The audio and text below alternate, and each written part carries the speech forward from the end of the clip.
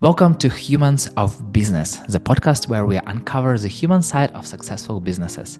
Here we speak with business leaders about the human traits that fuel success and how embracing who we are can shape the way we do the business. Every business starts with a human, so let's learn from real humans, one story at a time. My name is Yuri. I help people and brands shine through communities and personal connections. And my guest is Brian Gallagher, a creator of a Simple Man Guide, a corporate escape academy that helps people leave the corporate world behind, simplify their lives, and regain control of their time, who also runs the Solo Business Blueprint Workshop, a step-by-step roadmap to build an audience, turn them into paying clients, and earn much more than your 9 to 5, and a co-founder of Throwback, a team-based fitness experience that gamifies workouts with bodyweight movements and indoor rowing. So, welcome, Brian. Thank you. Thank you for that intro. You appreciate it. Super happy to talk to you. I really want to know the human behind all the businesses you are working with. So, okay. Tell me one thing about you that I can't find on your LinkedIn profile. Oh, okay. Good question. I'll go pretty simple here. I am obsessed with backpacks. There's a nice weird one for you. I'm not a big shopper. I don't go buy a lot of clothes, but the weird quirk about me is that anytime I go past a store that has like backpacks, I have to go in, I have to look. So like camping stores, any kind of sporting goods stores, I'm like a total backpack nerd. Are you looking at them or also buying them? A little of both. I probably have a lot more than I need because every time I find one that I like, I'm like, maybe it's a different size, maybe it's for a different use. I will buy them. So I probably have right now in my apartment now, I probably have about 6, maybe 7. Are you using them like every day? So you have a backpack for each day of the week? No, so I have a different backpack for different uses. So I have a small one that I use when I go to like a cafe and work. It just fits my laptop and like a bottle of water and, and not like a notebook. I have one that I use I play padel a lot. So I use that to put my paddles in and I go and play. I have my travel one. So if I'm going on a trip, that is big enough where I don't have to check a bag. So I literally have it's like women like purses. I like backpacks. It's my thing. It's also some kind of a purse, It's It's a kind of a just purse, a different right? shape. I say that only to kind of, justify people are saying, "Oh, women are obsessed with purses." Like, I get it, I understand it. Do you have a backpack that you like but never use? That I like but never use. Yes, I have one that I bought specifically for running, for hiking. It's kind of like a backpack / vest. So I can fit a water bottle in it and I can fit like snacks along the sides. It's like pretty nerdy. And I love it, but it's not really big enough for me to use to like take my computer around. And it looks kind of weird. It looks like I'm just wearing like a vest with a computer in it. So I love it, but I don't use it that much. I can imagine like this vest with katanas behind and you just can open them. Yeah, not yet. But it's just a laptop. Okay. So Yeah. tell me a little bit about about the business that you are building at the moment. What keeps you going? Yeah, the one I'm doing now is helping people launch their own one-person business. And the way I like to think of it is to help them become corporate work optional. Build something that they can sustain and run themselves, that they'll enjoy, where they control their time. They have the control and freedom and autonomy that a lot of us desired, including me when I was working a corporate job.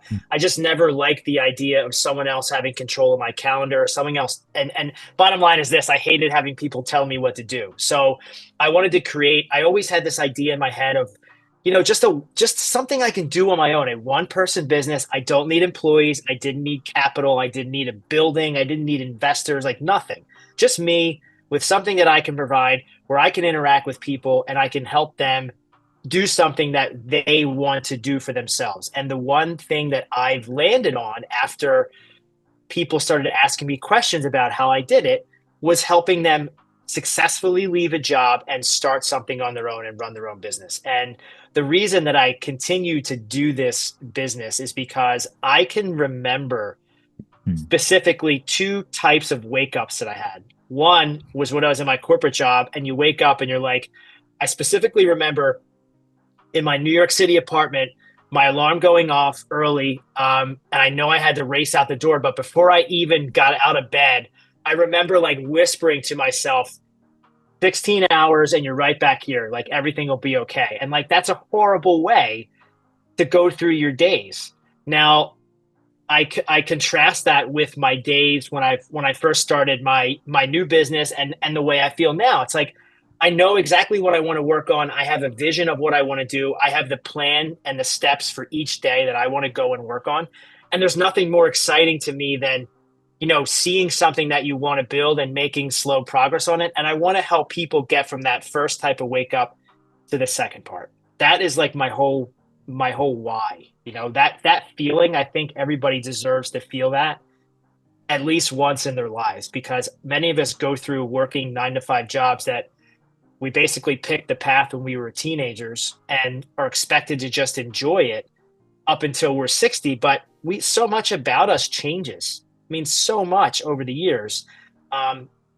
Desires, needs, interest, curiosities, all that stuff changes. So I want to help people learn a skill set where they can adapt with those changes and build something that they'll enjoy doing and have the control, freedom, and autonomy that I always wanted. I know different business owners. Some like to start the day when others start the day and like do still, even though they're owning their personal business, they still kind of like do this 9 to 5 routine. And Yeah. I know that other people love to start their day like at 6 a.m. or 5 a.m. and do everything till 1 p.m. And then they have like the whole day in for the Yeah. family, for their hobbies, whatever. So I'm curious, how's your morning routine Yeah. looks like? Yeah. So I've actually done both of those. So currently I am more modeled after a 9 to 5 role because my girlfriend works a 9 to 5 job. And fun fact, today is her last day. She is leaving and she is starting her own business. I'm very proud of her. This has been a long time coming. So right now, and I'm not sure I don't know for how much longer, I run my day like I had a 9 to 5. We wake up at 6:30 or 7. We have a slow morning. We have coffee. She gets ready for work. I maybe read a little bit. And then she leaves for work at 8:30 and I leave at the same time. I bike. We live in Amsterdam, so we can bike everywhere. She bikes to her office. I bike to a cafe. I usually wrap up my day, around 5:30. So I'm done when she's done. Now I'm not working that whole time. I do work from like 8:30 or 9 till I base it not so much on a clock anymore. I base it more on my attention and my focus because I notice, and I'm curious if you do too. There's a clear point where my focus and my attention starts to weaken, Hmm. and it usually happens around noon or 1. And at some point in that time frame, I will stop what I'm doing. I will stop doing any sort of creative work that takes like deep thinking, and I will go for a run. I will do a workout. I will eat lunch. I will do something to give my mind a break. And then I'll usually spend a couple hours in the afternoon doing a little more work. Some of that time is dedicated to, like LinkedIn engagement and connecting with people on LinkedIn and doing my outreach and all that kind of stuff. But then I will typically wrap up my day around 5. Oh, and I do have my calls with my clients. I've set scheduled times on my calendar. So for example, Mondays and Fridays, I block my calendar. I don't take any calls. Monday is really for me to do deep thinking and like try to get a lot of the work done for the week, or at least planned out what I want to do. And then Fridays is just my free day. If I want to go work, I work. Recently I've been having like no laptop Fridays. I go to a cafe, I take a book, I leave my phone, and I just kind of just let my mind go and focus on something else other than work.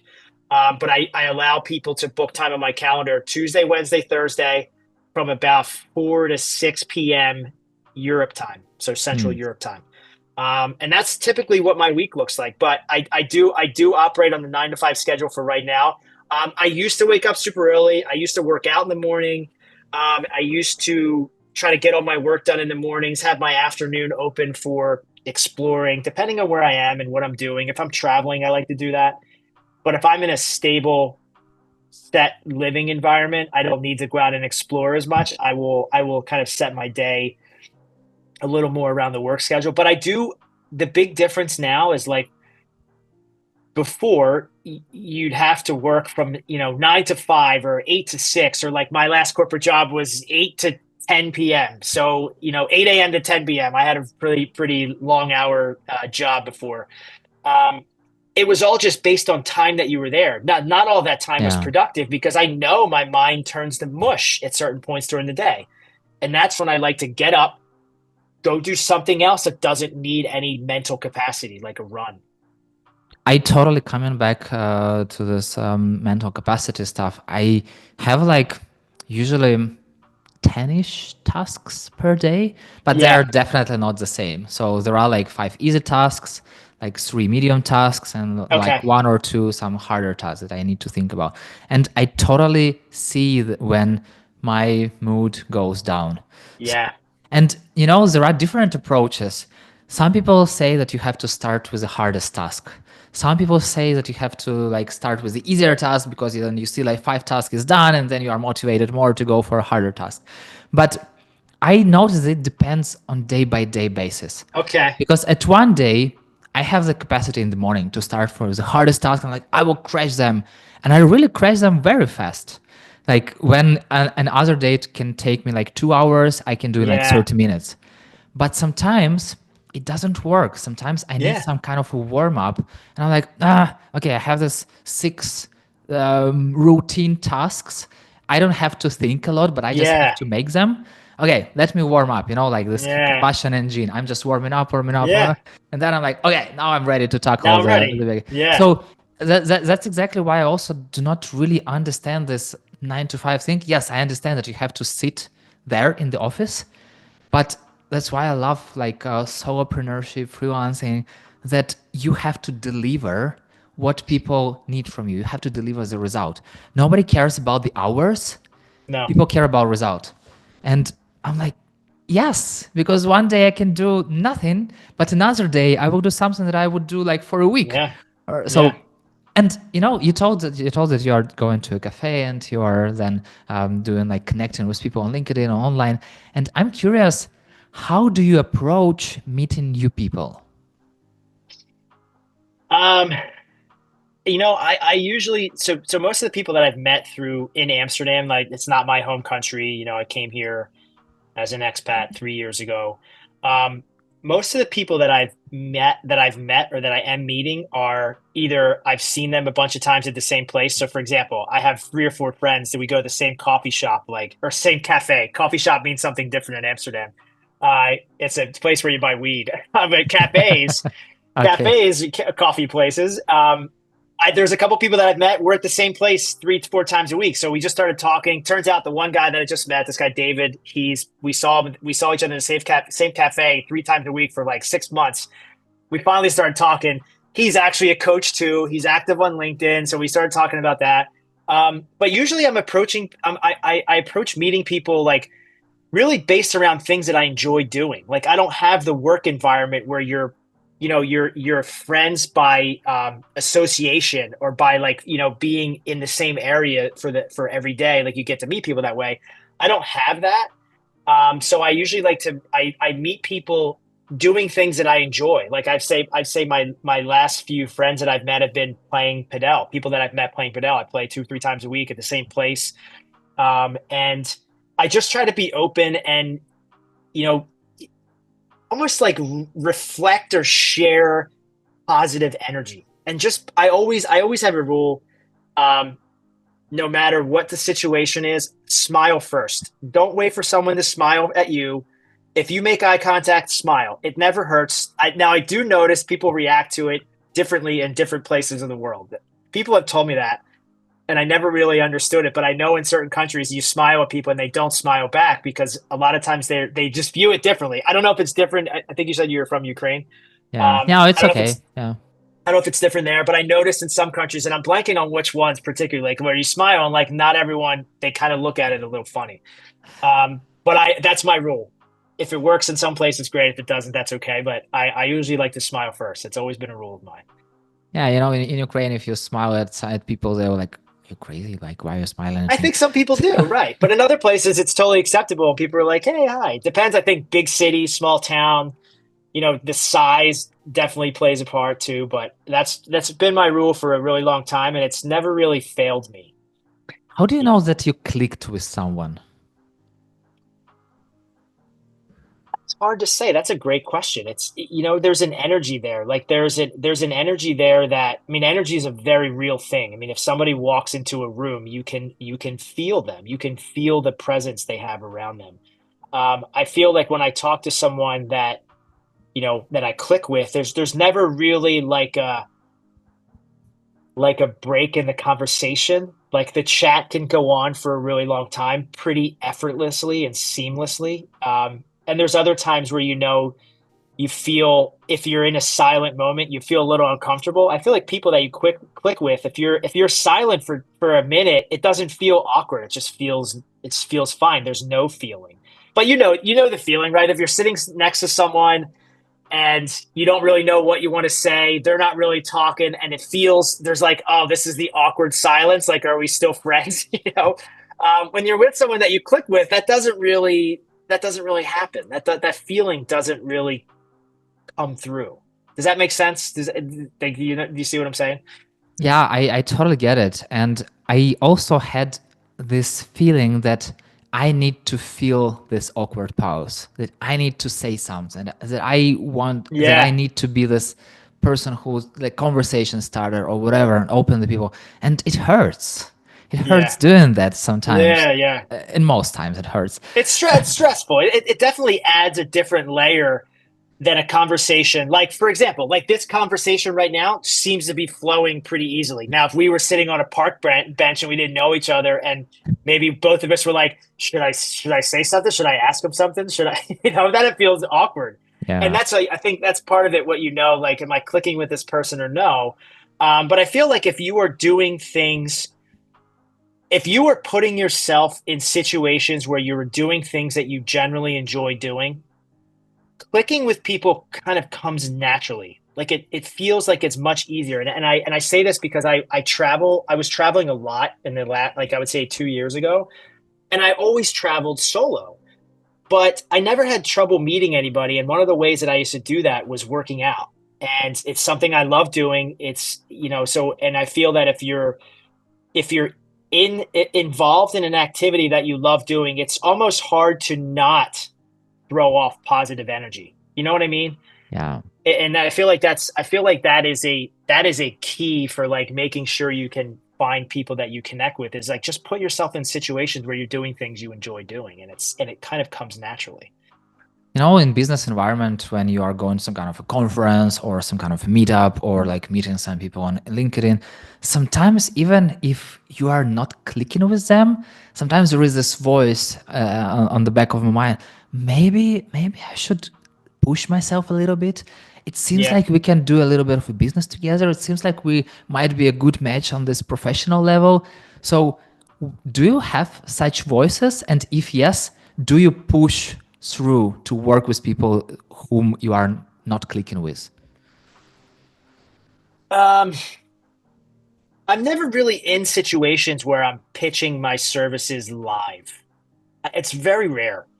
I'm connecting with people online. I don't go to conferences. Honestly, I don't go to that many conferences. So that situation is one that is not a recent thing for me. Now, I used to go to conferences when I had to work at my job, and that is almost the exact opposite of the situation where I try to put myself in places where I do things that I enjoy.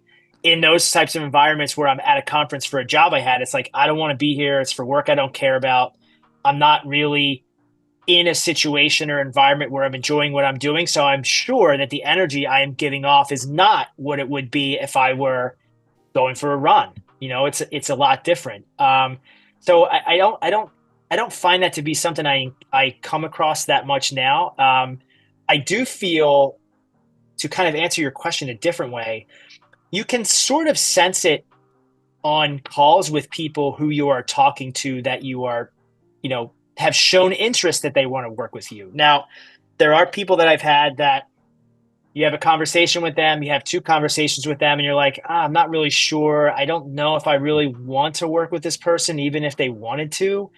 And then there's others who you messaged with a few times, you hop on a call with them and you're like, hey, I'm going to send you my proposal. And like, they send it back 10 minutes later, done, signed, paid. And it's like, you can get a sense who those people are. Now, that is not a hard and fast rule, because I've had plenty of people where I'm like, that guy's definitely going to work with me. And then I never hear from him again. Like everyone that is a solopreneur knows that happens. Like the common ghosting, we all have gotten it. We've all probably done it. I've done it. I don't like myself for doing that. I'm not proud of doing that. And in fact, I have someone right now that I have to message. There's an email sitting in my inbox right now. And what I'm saying now is reminding me, like, don't ghost this person. Go tell them, But I feel like you can get a good sense when you're on calls like that. So I don't want to force myself or force someone to work with me. It's like, if they want to, I'm here. If they don't, that's okay. It feels like when you are talking about smiling to people, it feels like sometimes people like smile to you in a nice way. So they are not answering you no. So they like, I will just not answer. So maybe you won't get offended by me not answering. But even like, I feel like even the no, thank you, like it's better than nothing. It's better. I was just going to ask you that. I was literally just going to ask you that. And I think of this this situation exactly in like a dating context. Now, if you go, and when I went on a date before with someone, this was years ago, most people, when you go on dates and like they don't feel something or else and they don't want to see you again, they won't say anything. They just disappear. They don't respond to your messages, or their response time gets longer and longer and longer. And you're like, man, what did I do? What did I say? You're trying to decipher everything they say. But I had this one woman who we went on a date with. We had a really nice conversation. And the next day she was like, look, I don't think we should see each other anymore. I was like really surprised for 2 reasons. Like, we got along really well. We had great conversation. But the fact that she actually told me that, she didn't avoid the uncomfortable conversation of saying she didn't want to continue seeing me, I felt so much better than someone that I would spend days or weeks trying to decipher their messages. Do they like me? Do they not like me? Do they want to see me again? Like, that's almost like torture. I'd rather just somebody say no. You feel better about it. You feel much better about it. And I feel the same way with, clients who don't want to work with you. Just tell me no. It's better. I won't keep messaging you. It's just like, it's better if they know. But I can also understand why people in business are not saying no, because if you read all those sales books, they teach you that no, it's just the beginning of the conversation. So they're like, "Oh my god!" You think that if somebody says no, that just means keep messaging them? Yeah, exactly. I get that. I don't feel like that's as common knowledge, though. Yeah. I feel it's more related to the fact that they want to avoid an uncomfortable conversation. They'd rather just disappear. Yeah. So I'm curious, what kind of a friend are you? What kind of what? A friend. What kind of friend are you? I would say, for my inner circle of friends, I have probably 3 to 4 really good friends who know a lot about me and who are like my first calls when I need to talk through something. And I have a bunch of other friends that are kind of on I would say the outer, like a slightly outer ring or slightly outside of that inner circle. I think I focus a lot of my time on the inner ones, and I want to be, I aim to be, and I'd love to hear what any of these guys thought of this. I aim to be just a friend who likes to listen and create space for people to talk through things that they need to talk through. I feel like it's super important to have people like that where you can, just talk through things. A lot of the times, almost all the time, we can talk through our own problems. We just need an ear of somebody that's creating that space for us to do that. And I think that's such an important skill that we can develop. We never really learn how to listen But listening is such an important, critical, underutilized skill that just makes people feel so much better and so much more connected to you. And I'd like to think that at least my friends would think like, yeah, he listens. He kind of like, he doesn't try to get people to do things that he thinks are best. He doesn't give it unsolicited advice. He doesn't like, he's there. I just want to be that type of person that people feel that they can call when something's on their mind, or they want to do something, or they want to go somewhere, spur of the moment. I would say a good listener, and I'd like to be known as like a, up for anything, spontaneous kind of friend. Are you doing business with friends? I did. So you in the introduction you mentioned my former business. The Throwback Fitness was my gym, the gym I owned, the fitness studio I owned in New York City, as my first move out of the corporate world. And I started that with a friend. Him and I used to work together. We became buddies after a few years, and we started this thing while we were both working our full-time jobs, and it started to take more time. We started to get more customers. So I left my job, and then he left his a year later. We ran that studio for a number of years. And then we still have one part of that business running now, which I'm not involved in anymore day to day, but I still own a portion. And it was just kind of like a spin-off of what we did before. So I have run a business with a friend. Now the business that I run now, it's by myself. And it's kind of what I've always wanted. And not because I didn't enjoy running a business with a friend. I mean, that was from ages 33 to 38. And those were probably the funnest times I had. Like, I never felt better than when I was like coaching classes. And I really, really enjoyed that. So it's not to say that I want a solo business because I didn't enjoy running a business with a friend. That's not the case at all. I just like the idea that there's no one else you have to compromise or run things by. You can do things exactly as you want. You schedule things as you want. There's no one else that you have to worry about being in agreement with on anything. I kind of like that. So yeah, I probably. I wouldn't. I don't know if I would. I don't know if I would say no to running another business with a friend. I probably wouldn't. Depends on what it is. But I do like the idea of remaining solo. What's your go-to motivational song? Oh, this is the easy question. I listen to. This is the song I put on at the end of my workouts when I need to really push through. It's the song that's at the end of my workout playlist, so I know if I'm going on a run. It ends exactly around the time that my run should finish if I don't stop or do anything. It's from Rocky IV, which is the one that takes place, the one where he fights the Russian fighter. And there's a song in there called No Easy Way Out. And they do a montage of Rocky training during Rocky IV. That is hands down my ultimate favorite pump-up song or motivational song. How do you feel about Rocky? About Rocky? Yeah. I love Rocky. I'm from Philadelphia. I mean, that whole story is based around my hometown. So every Philadelphian feels a special way about Rocky. And depending on where you go in the world and tell people you're from Philadelphia, they only know you because of Rocky. They only know Philadelphia because of Rocky. So, for example, my girlfriend's Italian, and whenever I'm in Italy and people ask me where I'm from, if I don't say New York, sometimes I just say New York because it's easier. Everybody knows New York. Not everyone knows Philadelphia. But if I do happen to say Philadelphia, the Italians are like, "Oh, Rocky!" Like, they all know Rocky. So, yeah, I love Rocky. Such a good story, such a good motivational tale of the underdog, and I love it. I feel like that's also how you make friends in Italy. That's saying that. That's it. Yeah, You're from Philadelphia. Yeah. How do you define success beyond financial metrics? Yeah. Success for me now is being able to control my time. I used to think that success was just kind of to accumulate as much money as I could, and that was my mindset in my 20s. And I worked my ass off in my 20s to do that. And I don't regret that. That gave me a lot of, the the foundation I needed, not only money wise and savings wise, but also like knowledge wise. I worked a lot of hours every day from 24 to 25 to 34. I was working a ton of hours at my job.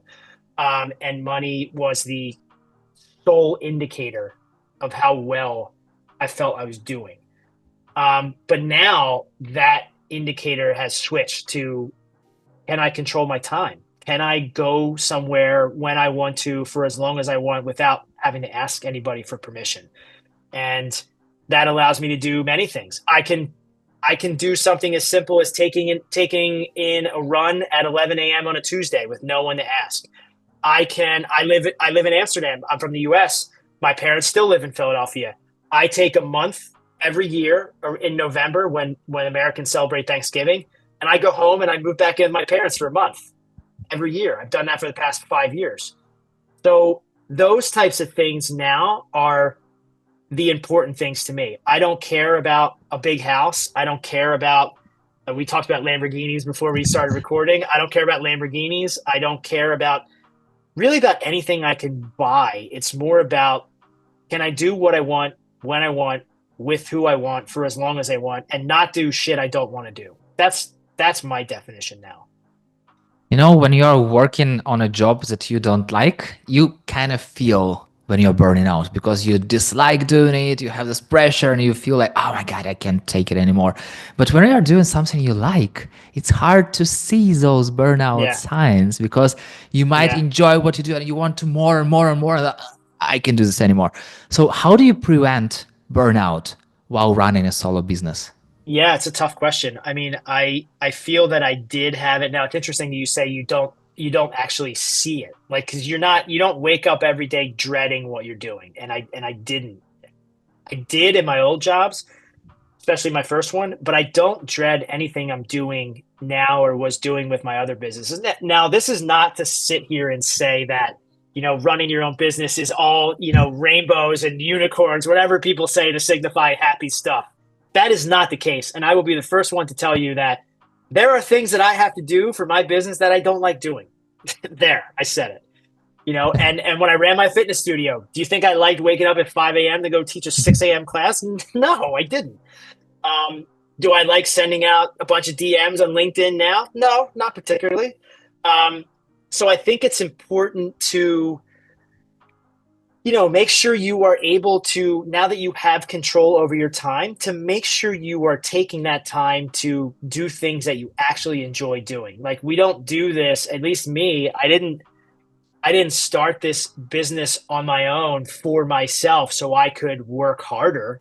I didn't want to work harder. I worked hard in my late 20s, early 30s. I wanted to kind of I almost consider this like I wanted to downshift a bit. I'm 44 years old now. I don't want to work 16 hours a day. I want to enjoy my time. There is a major mindset shift that happens, from 20s to 40s. And I shared this on LinkedIn before. When you're in your 20s, you don't really think about time. When you're in your 30s, you think you have all the time in the world. And then when you start to hit your 40s, you realize that your time is finite. It's going to run out at some point. So do I want to spend it doing work that I don't enjoy? Do I want to sacrifice and give up the things that I enjoy doing because I want to, earn another dollar? Like, no, those things don't matter to me as much anymore as that control, freedom, and autonomy that I desperately craved when people were telling me what to do. Now no one can tell me what to do, and I have those the control, freedom, and autonomy, and it'd be very hard for me to give those up again. Do you know this idea of time billionaires? So when you're in your early 20s, I've never heard this. Okay. Basically you have billion of seconds, and it's like when you translate it into years, it's like 30 years or something. So basically like time billionaires. And as exactly as you've said, in 20s, you don't see that you have these billions, you just think that it's infinite, but the more you spend it, the more you understand like, hey, I'm not infinite, most likely. So maybe it's time to think about definitely not even most likely, definitely not. We are all going to die. That is a given. Yeah. How do you know that you are enough? Wow, you're getting deep here. That's a tough one. How do I know that I'm enough? Honestly, man, sometimes I feel that I'm not. I'm not. Someone said this to me before. To like, man, you feel like you seem like a guy who has Hmm. everything put together, and everything is going right for them. And it's like that's not the case. I still have moments where I don't feel like I'm doing enough work. I don't feel that I am. This is a major one I have, and I have this often. And again, this is sharing something that is, a vulnerability for me. I left the corporate world at 33, 34. And now that I'm 44, I see a lot of my friends and former colleagues who are now like CEOs and CIOs and CTOs and all kinds of things. And I can't sit here and lie and tell you that I don't get pangs of regret. Like, man, I could be running something, right? I could be running a division of a major company. I could be still working in investment banking, working with huge multi-billion dollar clients. Like I have those, I get those. But I then stop and realize like what I've done in the 10 years that I've had the 11 years I've had since I left corporate, that I've been able to do and I've been able to enjoy and I've been able to take adventures and go explore and see more of the world and, fall in love with a girl from another continent and go live with her. So like, those types of life experiences that I wanted, I was able to get. And if I had stayed at my job, now I got let go from my job, but if I had crawled my way back into the industry because I wanted to do that again and was worried about, earning income and the prestige that came with the industry I was in, Yeah. I would have missed out on all the things that actually brought me a lot of joy in the past 10 years. Like running my fitness studio, that was one of my favorite things that I've ever done. And I can't imagine having missed that because I wanted to stay and do more work that I didn't enjoy anymore. So, I have to remind myself of what I've been able to do and that these are things that I always wanted to do when I was younger. And now that I've done them. So I want to almost like remind myself that, look, younger you is pretty happy with what you've done. You've taken some chances. You've done things your own way. And, don't lose sight of that. That's what I do have to remind myself of that. What makes you happy now? Um, whew. There are different things that bring me. I define it now as like good energy. I feel good when I do these things. I feel good when I have nice conversations with people, like things like this. I'll walk away from this energized. To be totally honest with you, man, an hour and a half ago, I was like, man, I'm a little tired. I feel like I want to take a nap, but if I do, I might not wake up in time for the podcast. Like, I don't take a nap. But now I'm going to leave this conversation in 10 minutes completely energized. Like, I'm going to go feel, like I could go run a half a marathon right now. So having conversations with interesting people, they make me feel good. They make me feel energized. Helping people, do things that I feel like they struggle to do or that they enlist my help for. I enjoy those types of, interactions and conversations. I like being able to spend time with my parents. I'm becoming more and more grateful for them every single year, and every sort of trip home becomes harder to leave them. And they all usually, all the trips usually are, the end with some tears on both of our ends, and it's getting harder to leave them. So, being able to do the things I want to do. And again, it comes back to, and I say this a lot, it comes back to that control, freedom, and autonomy that I have. And being able to follow instincts and curiosities and interests is what makes me happy now. Brian, I wish to have the sky is the limit, but time is the limit. So the final question, what is All right. one thing that you are really good at that no one knows that you are really good at? Ooh. That no one knows I'm really good at? Oh God, I don't even know.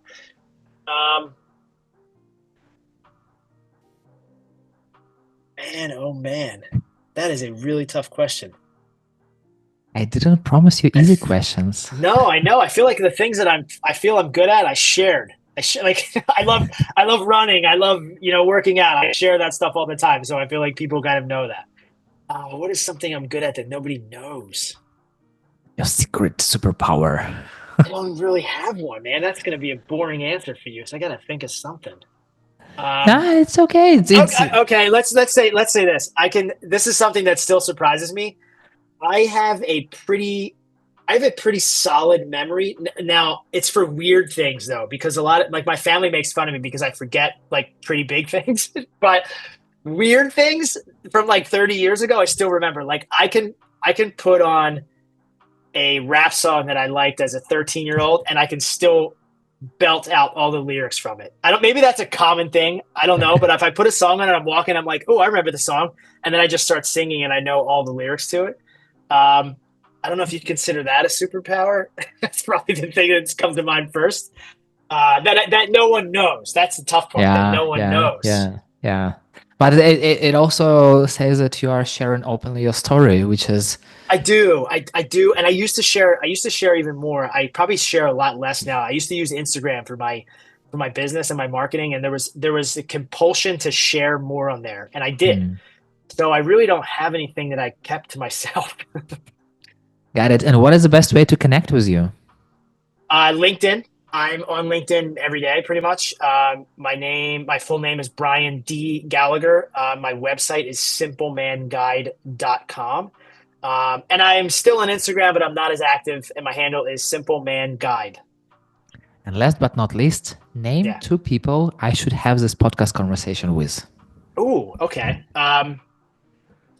Let's see. A good friend of mine on LinkedIn, David Hannon, super guy, really wonderful human being. And I'm gonna say if you can get him on here, if he would do this, he'd be a great guy to have on here too. My best friend in the world, Michael Hagan. I went to high school with him. He is now kind of figuring out what his next move is. He worked in tech for a number of years, had an exit from his business, and now he's kind of figuring out what's next. And just a great guy to chat with. Okay, got it. Ryan, thank you very much. Thank you for Of having course. this open conversation. I love talking to you, and it feels like we clicked definitely. Yeah, And I agree. I agree. and yeah, and thank you for being a little bit vulnerable too. And Yeah, thanks, man. it's super important for me personally. And thank you so much for giving just a little bit of a glimpse into your human side, like behind the scenes My side. pleasure.